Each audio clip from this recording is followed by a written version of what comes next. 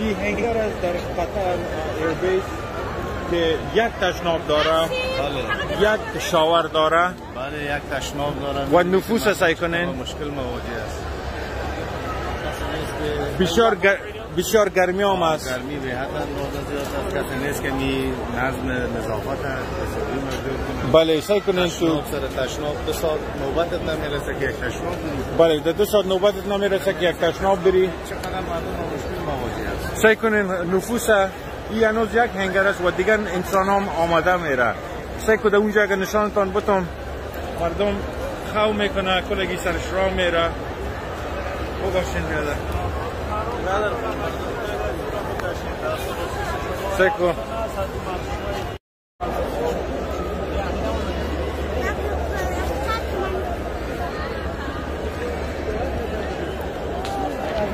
اونو باشن تو باشن خیلی تو